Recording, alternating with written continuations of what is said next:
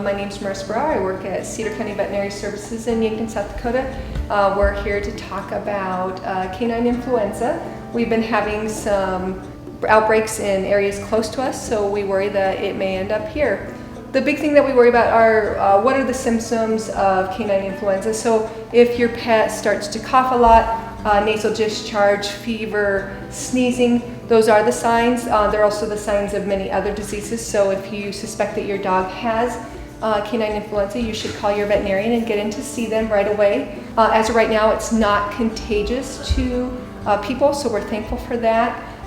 But we can vaccinate against it. The vaccine is not 100% efficacious, but it will shorten the length of the disease, lessen the severity of the disease, and also decrease the damage to the lungs. Very, very few dogs actually die from canine influenza, but that is a fear. What they usually die from is the complications, so pneumonia.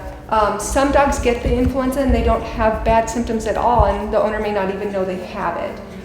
It is very contagious, especially since dogs have not been exposed to this virus. It kind of spreads like wildfire. There's not an antibiotic that we can give them to stop it. So we have to let the virus run its course, but we can support them. So some animals don't need intensive care support, others do. Some have to be hospitalized, IV fluids, and then they can get secondary bacterial infections. So the big thing is just paying attention to any symptoms your dog might show, and the dogs that are at higher risk should be vaccinated. So if you plan to travel out of state, if you're going to be hunting, if you're going to be boarding or going to grooming facilities, it's probably a good idea to vaccinate as precautionary at this point.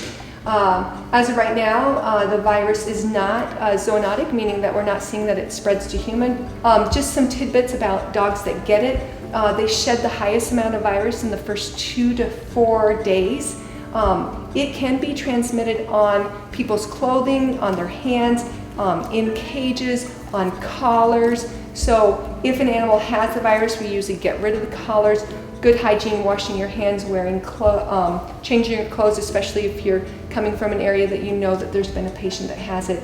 They can shed that virus up to 10 days. Usually by 7 days, most dogs have stopped, but we have that potential up to 10 days they can shed it. So if we have a dog that comes into the vet clinic that has it, we actually don't even have them come in. If we suspect it, we put on a gown, we put on gloves, we go out to the car, we look at the dog, we see, okay, does it really have the symptoms that support that? And then if it does, there is a test that we can send in to confirm it, and then we would want to report that.